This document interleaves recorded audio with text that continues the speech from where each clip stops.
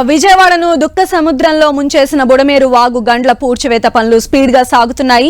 40 మంది ఆర్మీ ఇంజనీర్లు, రాష్ట్ర అధికారులు కలిసి గండ్ల పూడ్చివేత పనులను పూర్తి చేశారు. ఒకవైపు భారీ వర్షం కురుస్తున్న గండి పూడ్చివేత పనులు కొనసాగించారు. 3వ గండిని పూడ్చివేశారు. రేపటి నుంచి పూడికతీత పనులు ప్రారంభం కానున్నాయి. ఇప్పటికే గండ్ల పూడ్చివేత పనులను మంత్రులు నారా లోకేష్, నిమ్మల రామానాయుడు పర్యవేక్షించారు. తాజా సమాచారం మా ప్రతినిధి దుర్గా మనకు అందిస్తారు. దుర్గా,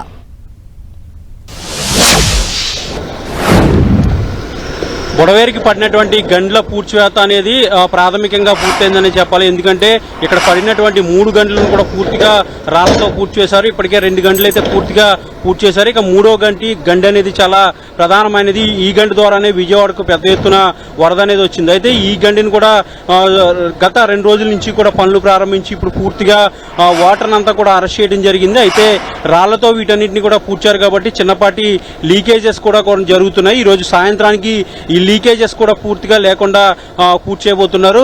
గత వారం రోజుల నుంచి కూడా ఎప్పుడైతే వరద అనేది వచ్చిందో, వరద కాస్త తగ్గినట్టు రోజు నుంచి కూడా పూర్తిగా ఈ గంటలు పూడ్చివేత కార్యక్రమానికి ప్రభుత్వం శ్రీకారం చుట్టింది. ఇండియన్ ఆర్మీ కూడా సపోర్ట్ చేశారు. ఇండియన్ ఆర్మీకి సంబంధించినటువంటి ఇంజనీర్ల బృందం కూడా గండి పూడ్చివేత పనుల వద్ద దగ్గరుండి పర్యవేక్షిస్తున్నారు. మరొక పక్క మంత్రి నిమ్మల రామానాయుడు అలాగే మంత్రి లోకేష్ ఇద్దరు కూడా దగ్గరుండి పర్యవేక్షిస్తున్నటువంటి పరిస్థితి కనిపిస్తుంది. గండ్లు పూడ్చివేత కార్యక్రమం అనేది ప్రాథమికంగా పూర్తయింది.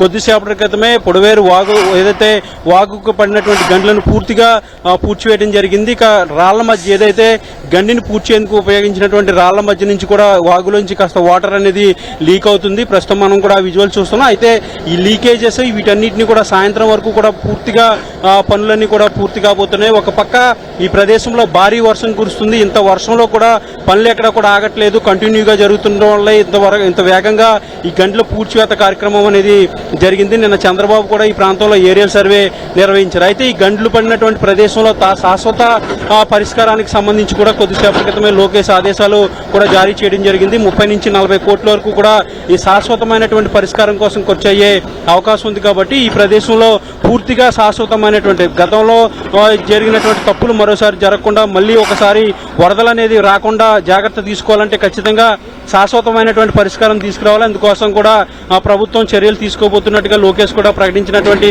నేపథ్యంలో ఒక పక్క భారీ వర్షం కురుస్తుంది. వర్షంలో సైతం ఈ గంటల పూడ్చివేత కార్యక్రమం అనేది జరుగుతుంది. ఇప్పటికే వాటర్ అంతా కూడా అరెస్ట్ చేశారు.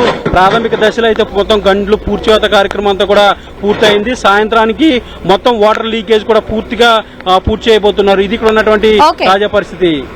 రైట్ దుర్గా.